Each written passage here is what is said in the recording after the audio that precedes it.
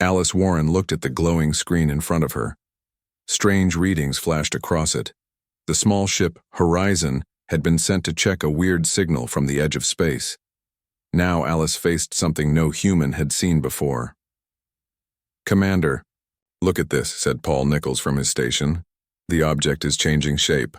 Alice walked over to his screen. The large object in space shifted and moved like it was alive. It was made of a dark material that swallowed light instead of bouncing it back. They could only see it because of the strange energy it gave off. "Any answer to our messages?" she asked. "Nothing yet," said Diane Foster from the communications desk. "Wait. Something's coming through now." The main screen changed. Where there had been maps of stars now stood a strange figure. It looked somewhat human in shape but was clearly alien. Its skin glowed blue, and it had 4 eyes set in a diamond pattern. It stood nearly 7 feet tall with arms and legs, too long for its body. "Hello, humans of the ship Horizon," it said, its voice making a sound like music. "I am Nexara, messenger of the Voidborn. You have traveled far from your safe places." Alice stepped forward. "I'm Commander Alice Warren of Earth Alliance. We picked up your signal and came to look. We come in peace." The alien, Nexara, moved its head in a way that made Alice feel uneasy. "Peace is a gift, Commander Warren. One that your kind may soon lose." "Is that a threat?" Paul whispered, his hand moving toward the weapons controls. "No," Alice said quietly. "I think it's a warning." Nexara's 4 eyes lit up from within. "You partly understand, human. Space is big but not empty. There are hunters among the stars that your kind has never met. Hunters that have noticed you, spreading out. We can protect ourselves," Alice said firmly. "Maybe against what you know," Nexara answered, "but you cannot see what hunts in the dark between worlds." The alien's body seemed to flicker, like it wasn't fully solid. "I have come to help, Commander. The Voidborn have watched humans for a while. You are young and quick to act, but you have promise." "Promise for what?" Alice asked. "Staying alive," Nexara said simply. "The harvesters are coming to your part of space. They eat everything they find, leaving only dust. Without help, humans will die out within 1 year." Alice felt cold fear run through her body. The alien spoke with such certainty that it was hard not to believe it. "She warned the human," Nexara said, its voice getting softer. "Now I must show you what is coming." Then something shocking happened. Nexara stepped forward, not just on the screen, but through it, appearing on the bridge of the horizon like a ghost turning solid. The security team lifted their weapons, but Alice raised her hand. "Wait," she ordered, keeping her eyes on Nexara's alien face. "You have 1 Earth month," Nexara said. "Then the first wave of harvesters will reach your outer colonies. I can help you get ready if you let me." Alice had been a soldier for 20 years. She had fought in the Mars Wars, but now she faced a choice unlike any before. The future of all humans might depend on what she decided next. "Show me," she said, at last. "Show me what we're up against." Nexara held out a hand with 6 fingers. "Then we begin."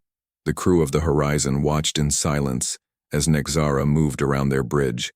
The alien touched nothing but looked at everything with its 4 strange eyes. No one dared to speak. This was the first alien being humans had ever met, and it came with news of doom.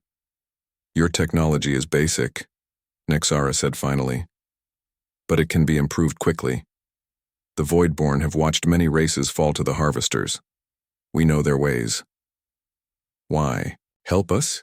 Alice asked. "What do your people get from this?" Nexara turned all 4 eyes to her. "Balance. The harvesters have taken too much. Too many races wiped out.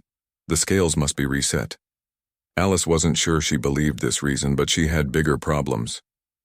"Tell me about these harvesters. What are they? What do they want?" "They are ancient," Nexara said. "Older than the Voidborn. They do not think as you do. They do not want things as you want things. They simply consume, grow, spread. They take all useful matter and energy. Planets, stars, life, all becomes part of them. The alien moved its long fingers in the air, and suddenly, a 3D image appeared floating between them. It showed strange ships, if they could be called ships. They looked like a mix of machine and living thing with parts that moved and changed shape.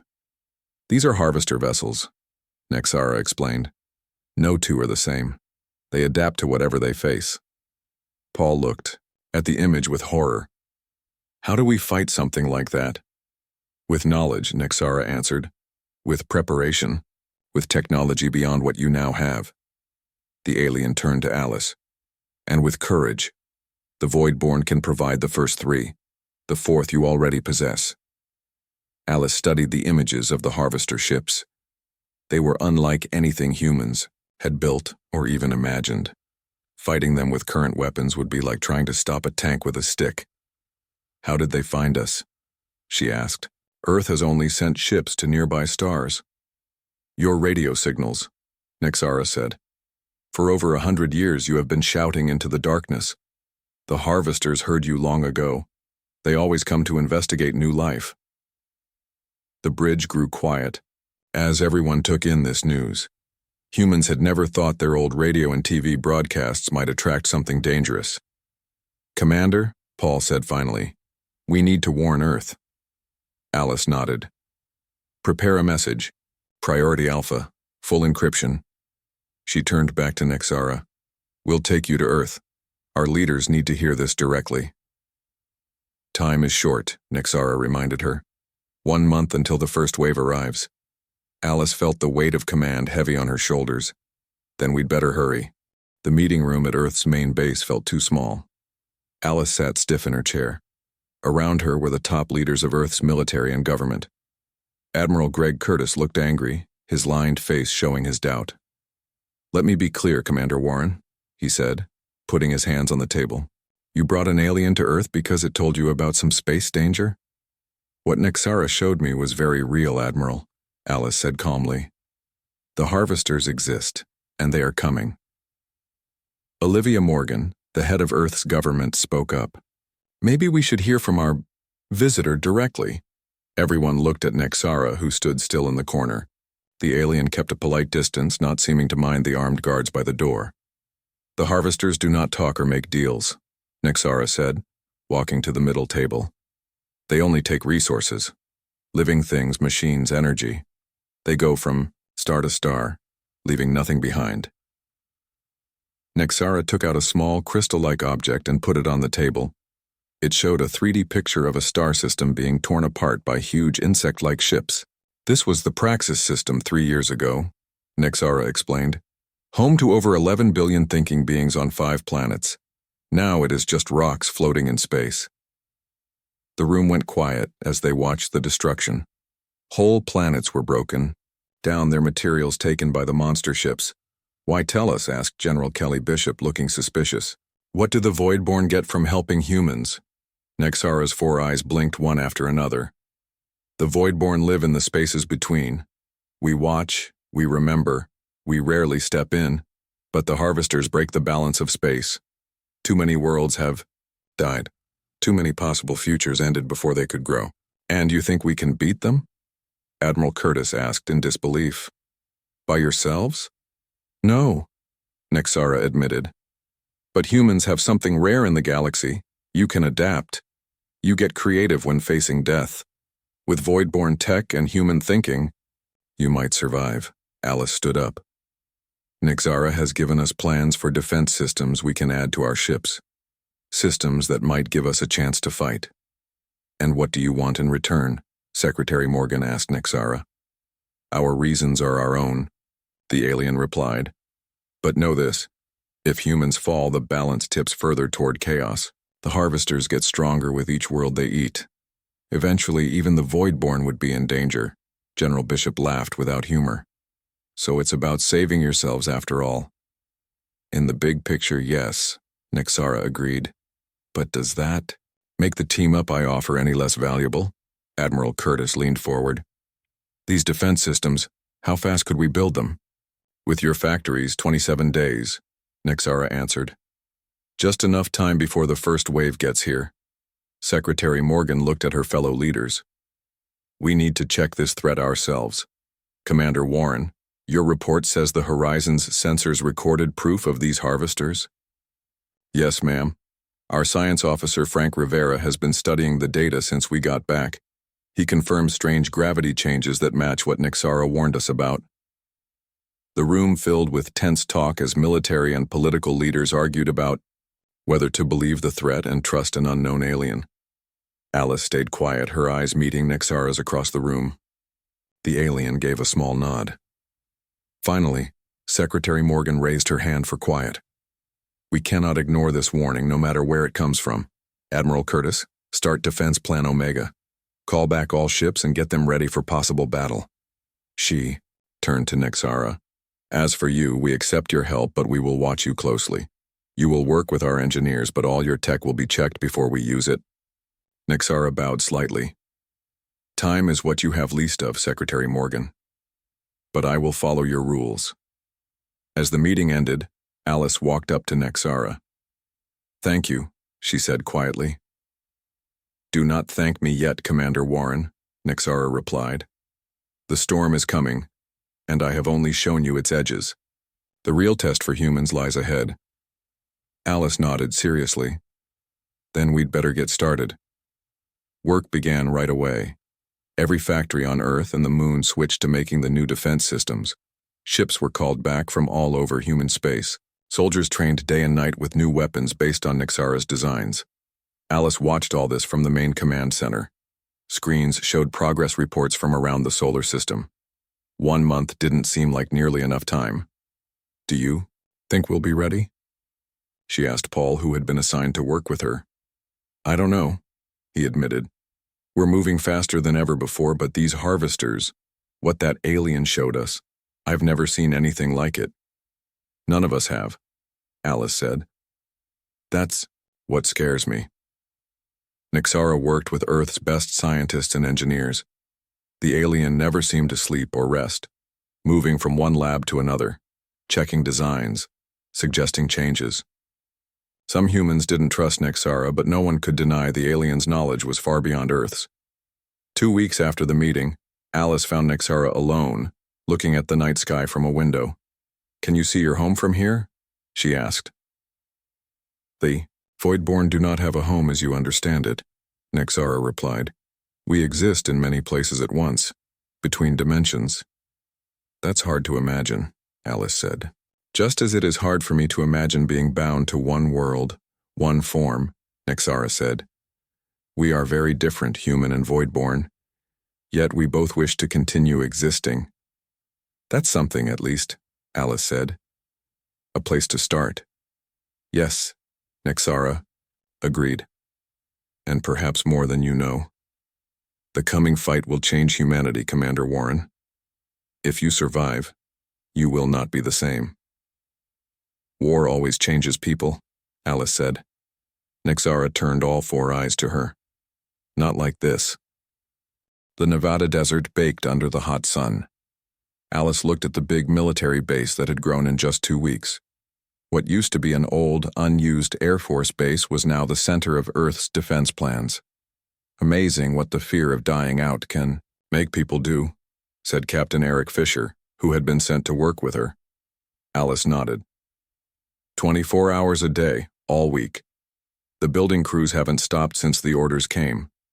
They walked toward the main research building, a huge structure with a round roof. Inside, the smartest people from around the world worked with Voidborn technology to improve Earth's defenses. How's our time looking? Alice asked as they entered the cool building. Eric's face got serious. Tight.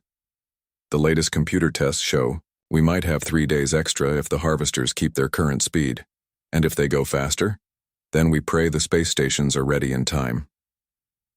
They reached the main lab where Dr. Laura Chen, the lead scientist, was talking with Nixara. The alien had been working non-stop, helping turn Voidborn tech into something humans could build. Commander Warren, Dr. Chen greeted her, looking tired. We've had a breakthrough with the phase shift barriers. Show me, Alice said. Dr. Chen led them to a test room where a small model sat on a strong platform. It works like our energy shields, but with a big difference. Instead of trying to block attacks with pure force, the barrier shifts the targeted area slightly out of normal spacetime. So weapons pass through empty space, Alice said. Yes, basically, Dr. Chen agreed. Of course you can't keep a ship phase shifted forever. It needs too much power and there are body problems. Body problems? Captain Fisher asked. Nexara stepped forward. Being phase shifted too long hurts brain systems. Your crews would feel confused, see things that aren't there, and eventually get permanent brain damage. So use it only for short times, Alice noted. Quick shifts to avoid bad hits. Exactly, Dr. Chen said. We've added the technology to the fleet's defense systems. Each ship can stay phase shifted for about 20 seconds before needing a cool-down period. It's better than nothing, Alice said. What about attack weapons? Dr. Chen looked happier. That's where we've made the most progress. The quantum disruptor cannons are working better than we hoped. She showed them a 3D display of test results. Based on Nexara's designs, we've made weapons that target the special molecule structure of harvester ships. Early tests show they're 5 times better than our normal weapons. And production status? Alice asked. The first batch has been put on the flagship Defiance and her escort fleet, Eric reported. The rest of the ships should be equipped within 36 hours. Alice turned to Nexara. You've been quiet. How do our preparations compare to what you expected? The alien's 4 eyes blinked in their strange pattern. Humans' ability to adapt continues to impress. Your scientists have made several of my designs better in ways the Voidborn did not expect. That doesn't answer my question, Alice pressed. Will it be enough? Nexara was quiet for a moment. For the first wave, perhaps. But the main harvester fleet is another matter. There are parts of their technology I have not yet shared. Parts your kind may not be ready for. The room grew tense. We're facing dying out, Alice said firmly. If you're keeping back something that could help us live, now's the time to share it. Nexara's glowing skin showed subtle patterns. There is a defense system beyond what I have provided. The Voidborn call it the Void Cascade. It creates a local, Terran spacetime that can destroy anything within its reach. Sounds like exactly what we need, Captain Fisher said. It is also very dangerous, Nexara warned. Once started, a Void Cascade cannot be controlled. It could spread beyond where you aim it, destroying your solar system as easily as it would the harvesters. Dr. Chen looked worried. You're talking about a doomsday weapon. I am talking about a last choice, Nexara corrected. One that risks becoming the very end you try to avoid. Alice studied the alien carefully. You didn't come here just to give us normal weapons. You knew from the start we might need this Void Cascade. Yes, Nexara admitted. But I hoped your kind might find another way. The Voidborn were divided on whether to share this technology with humans. And what was your position? Alice asked. I argued for sharing it, Nexara replied. I believe humans deserve the chance to choose their fate, even if that choice comes with great risk. Alice turned to Dr. Chen. How quickly could we develop this technology? The scientist hesitated. With Nexara's help, maybe a week? But, Commander, we need to think about the moral questions. Morals won't matter if we're all dead, Captain Fisher said bluntly. We develop it, Alice decided. As a backup only. If there's even a small chance it could save Earth, we need to have it ready. Nexara bowed its head. Then I will provide the needed designs. But know this, Commander Warren. If you choose to use the Void Cascade, you may save humanity, but change it into something else entirely. The warning hung heavy in the air as Alice thought about the weight of the decision before her. Sometimes survival requires change, she said finally. Let's just hope we don't change into something we'll regret. Over the next week, work continued, at an even faster pace. The first ships equipped with the new weapons and defenses ran test flights around the moon. Results were promising, but everyone knew tests were not the same as real battle. Alice spent most of her time in the command center, reviewing reports and battle plans. The screens showed the first wave of harvesters, now clearly visible through long-range sensors. There were hundreds of them, and Earth had only days left. Late one night, Nixara found her alone, studying the enemy fleet's movements. "You should rest," the alien said. "So should you," Alice replied, though she wasn't sure if Voidborn needed rest. "We experience time differently," Nixara said, as if reading her thoughts. "For me, this has been but a moment. And for me, it's been the longest 3 weeks of my life," Alice sighed. "Your species values time differently when it seems to be running out," Nixara observed. "Yet it is not time that matters, but what one does with it." Alice looked up at the alien. "And what exactly are we doing with it? Preparing for a war? Or for something else?" Nixara's 4 eyes focused on her. "That will depend on the choices you make in the days ahead, Commander. War is certain. What comes after, that is still being written." "By who?" Alice asked. "By you," Nixara replied simply. "By all humans." The bridge of the ship Defiance hummed with tense energy as the fleet took positions around Jupiter. The leaders had decided to fight the first wave of harvesters as far from Earth as possible, using the giant planet's gravity to help their battle. Planet Admiral Curtis stood tall at the command station, his face lit by glowing screens. "Status report, Commander." Alice straightened. "All ships report ready, Admiral. Quantum disruptors charged and phase shift barriers on standby. The civilian escape from the outer colonies is at 87% complete." "Not good enough," Curtis muttered. "But it will have to do. Time until harvester contact?" 17 minutes, sir," said Lieutenant Samantha Lopez from the battle station. "Long-range sensors are tracking 342 vessels of different sizes." Nixara, who had been allowed to join the command crew as an advisor, moved closer to the main screen. "Those are just scout ships," the alien noted. "Their job is to test your defenses and report back to the main fleet. Then we'll give them something worth reporting," Curtis said grimly. "All ships prepare to fight on my mark. Remember your training. These phase shift barriers are our edge. Use them wisely." Alice watched the countdown timer with growing tension. The future of humanity would start to be decided in the next few minutes. She glanced at Nixara, who stood unnaturally still, all 4 eyes fixed on the approaching signals.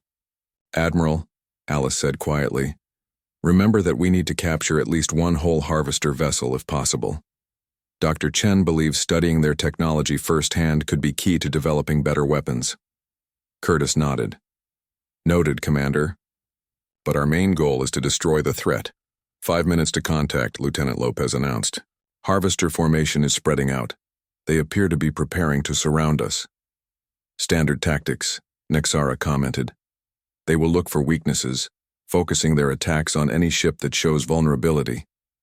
Curtis turned on the fleet-wide communication channel. "All vessels maintain formation. Do not let them isolate individual ships. Battle groups Theta and Omega, prepare for flanking moves on my command." The minutes ticked down slowly. Alice found herself holding her breath as the enemy ships came within visual range. The harvesters were unlike anything humans had seen before. Huge asymmetrical vessels that seemed to be made of thousands of connected segments, constantly shifting and changing like living things. "My God," whispered Eric Fisher, who had been assigned to the Defiance for the battle. "They look alive." "In a way they are," Nixara replied. "The line between living and machine means nothing to the harvesters. Their ships are extensions of their minds, as much a part of them as your arms and legs are to you." 2 minutes to weapons range, Lopez reported.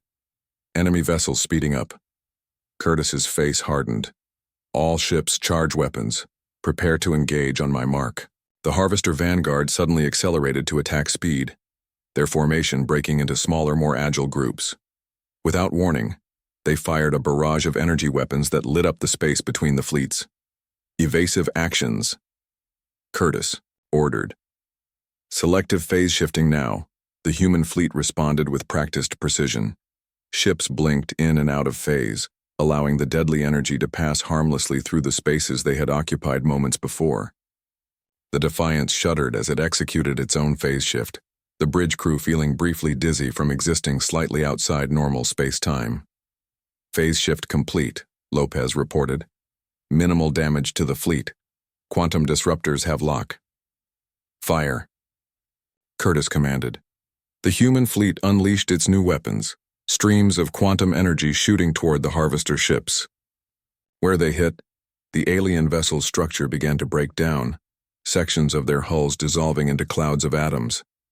Direct hits on multiple targets, Lopez announced, triumph in her voice. 15 enemy vessels showing critical damage. The disruptors are working, Nexara observed, but watch how quickly they adapt. Sure enough, the Harvester ships were already changing form, their hulls shifting to spread the quantum damage more evenly. New formations emerged, with smaller vessels darting forward to test the human defenses while larger ships hung back, studying the battle. For the next hour, the fight raged across Jupiter's orbit. The human fleet performed well, their new technologies proving effective against the alien threat. But as Nexara had warned, the Harvesters adapted. Each wave of attacks became more coordinated, more targeted.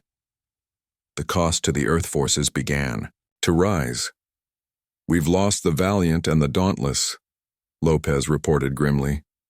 Battle Group Sigma is down to 60% fighting strength. Curtis studied the battle display. They're learning our patterns. Commander Warren, coordinate with Captain Reyes on the Interceptor. I want a pincer movement on that cluster of Harvester scout ships. Yes, sir, Alice replied, sending the orders. The move was executed perfectly, catching 6 Harvester vessels in a crossfire of quantum disruptors. 5 were destroyed outright, but the 6th was disabled, its strange organic mechanical systems failing as it drifted powerless. Target secured, Alice reported. Boarding teams ready for deployment. Proceed with caution, Nexara warned. Even disabled, a Harvester vessel can be dangerous. Their defense systems may still work. Curtis nodded. Commander Warren, you'll lead the boarding operation. Take a security team and science personnel. And take our Voidborn friend with you. I want someone who knows what we're dealing with. Alice felt a mix of fear and determination as she prepared for the mission. This was their chance to gain crucial information about the enemy. One more thing, Commander, Curtis added, his voice lower. If this goes bad, you're authorized to use the Void Cascade prototype. It's been installed on your tactical gear as a last resort. Authorization code Delta 90 Echo. Alice's throat tightened. The prototype was experimental, designed to create a small version of the space-time tear Nexara had described. Even at reduced power, it could potentially destroy everything within 1,000 kilometers. Understood, Admiral, she replied. Let's hope it doesn't come to that. As she left the bridge with Nexara, Alice couldn't help but wonder if humanity had already crossed a line by developing such a weapon. But as she looked at the ongoing battle displayed on the corridor screens, she reminded herself that extinction offered no moral high ground. You're troubled, Nexara observed as they walked toward the shuttle bay. Wouldn't you be? Alice asked. We're using technology we barely understand, fighting an enemy we know almost nothing about, and carrying a device that could destroy everything around us. Yet you go forward, Nexara noted. That is why the Voidborn chose to warn humanity. Your ability to face impossible odds is special. Alice checked her tactical gear one last time before boarding the shuttle. Let's just hope it's enough to get us through today. The boarding shuttle launched from the Defiance, escorted by fighter craft as it approached the disabled Harvester vessel. Alice looked out the window at the alien ship, its hull still shifting, slowly despite the damage it had taken. She warned the human, Nexara said quietly beside her. Now the human must learn what she faces. Alice nodded grimly. Then let's not waste time. The interior of the Harvester vessel defied conventional understanding. Alice and her team moved cautiously through corridors that seemed to breathe, surfaces that rippled at their approach. The air was thick with an unfamiliar scent, metallic, yet organic, like blood and circuit boards. Stay alert, Alice ordered the security team. Dr. Ryan, are you getting readings?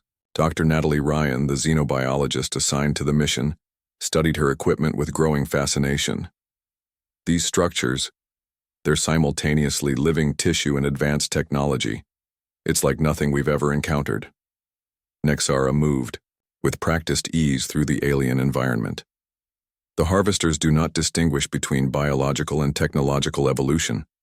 To them, both are merely tools for consumption and growth.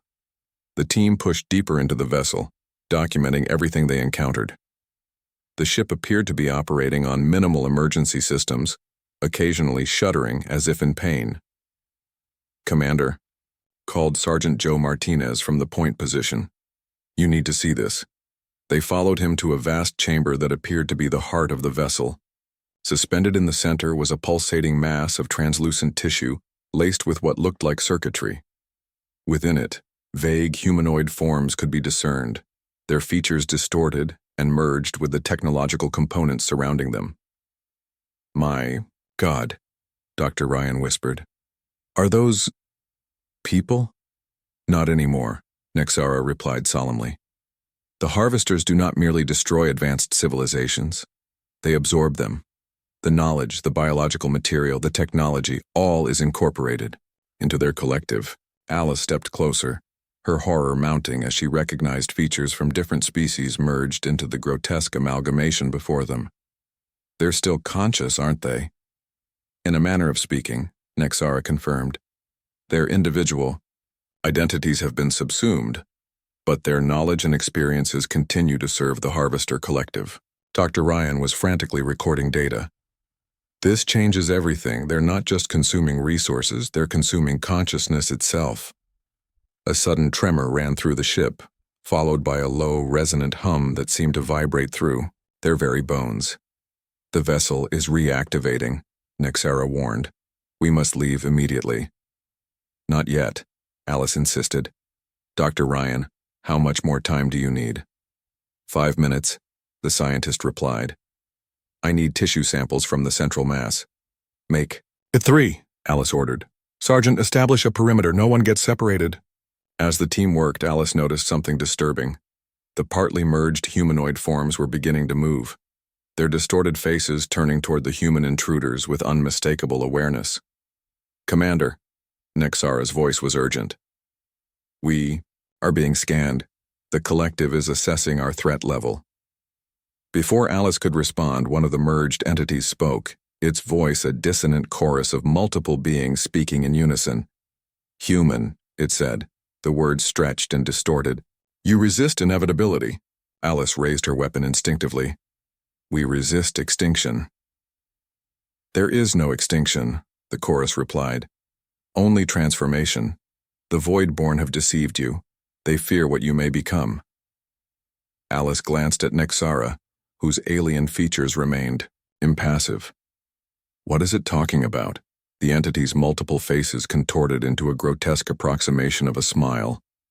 "Ask your guide why the Voidborn truly intervened. Ask why humanity was chosen for preservation." "We need to go," Nexara insisted. "The vessel is rapidly regenerating its systems." The chorus laughed, a horrifying sound that echoed through the chamber. "The potential within your species and the Voidborn wish to harness it for themselves. You are not being saved. You are being cultivated." Alice felt a cold dread settle in her stomach. "Nexara, what is it saying?" "Deception," Nexara replied quickly. "The harvesters manipulate truth to sow discord among potential allies. It is one of their primary tactics." The ship lurched violently, nearly throwing them off their feet. Across the chamber, tendrils of biomechanical material began reaching toward them. "Time's up," Alice announced. "Everyone out now." As they retreated through the shifting corridors, the vessel around them accelerated its regeneration. Walls closed behind them, new structures forming to block their escape. "This way," Nexara called, leading them through a narrow passageway that hadn't been there minutes before. They barely reached the airlock where their shuttle was docked before the ship's internal defenses activated fully. Energy discharges sizzled past them as they forced the airlock closed. "Get us out of here," Alice ordered the pilot as they boarded the shuttle. As the small craft disengaged from the harvester vessel, Alice watched through the viewport as the alien ship rapidly restored itself, its damaged sections rebuilding before her eyes. "We need to destroy it," she decided, "before it can rejoin the battle." "Commander," Dr. Ryan interjected, "the data we've collected is incomplete. If we destroy the ship now, if we don't destroy it, it will report everything it learned about—" "Us," Alice interrupted. Sergeant, target quantum torpedoes on the vessel's central chamber. Yes, ma'am, Martinez responded, arming the shuttle's weapons. But before they could fire, the harvester ship suddenly accelerated, moving with impossible speed for its size. It broadcast a signal that cut through all communication channels. Vanguard has served its purpose, the Corps' voice announced to the entire human fleet. Your defenses have been analyzed, your weaknesses cataloged. The main fleet approaches. Alice felt a sinking sensation. They were testing us. This entire battle was just to gauge our capabilities. Admiral Curtis to all vessels, came the fleet-wide broadcast. Long-range sensors have detected a massive subspace distortion forming at the edge of the solar system. Multiple harvester signatures detected, at least 10,000 vessels. The bridge of the Defiance fell silent as the implications became clear. The Vanguard had merely been a reconnaissance force. The true invasion was just beginning. The Void Cascade, Admiral Curtis said grimly. It may be our only option now. Alice looked at Nexara, whose alien features revealed nothing. Is that why you came to us? To ensure we'd use this weapon? I came to give humanity a choice, Nexara replied. One the Voidborn debated extensively. What the Harvester said, Alice pressed, about us being cultivated. Was that true? Nexara was silent for a long moment. The Voidborn exist in the spaces between dimensions. We observe, we study, we occasionally intervene. Humanity possesses a unique trait, the ability to conceptualize beyond your physical limitations. Your consciousness can expand in ways other species cannot. And that's valuable to you, Alice concluded. If we survive. If you evolve, Nexara corrected. The Void Cascade is not merely a weapon, it is a catalyst. Using it will change those who survive in ways I cannot fully explain. Alice struggled to process this revelation. So this was never just about saving us from the harvesters. It was about transforming us into something else. Into something more, Nexara said. The choice remains yours, Commander Warren. Use the cascade and humanity will survive but changed. Refuse, and face extinction at the hands of the harvesters. The D shuttle docked with the Defiance and Alice returned to the bridge with Nexara and her team. The tactical displays showed the approaching harvester armada, a swarm of ships so vast it blotted out the stars behind them. Admiral Curtis turned to her. Report, Commander. The harvesters aren't just destroying civilizations, she explained. They're absorbing them. Their knowledge, their technology, even their consciousness. And they've adapted to our weapons already. The quantum disruptors won't be as effective against the main fleet. Curtis's expression darkened. Then we have no choice. The Void Cascade must be deployed. Alice hesitated.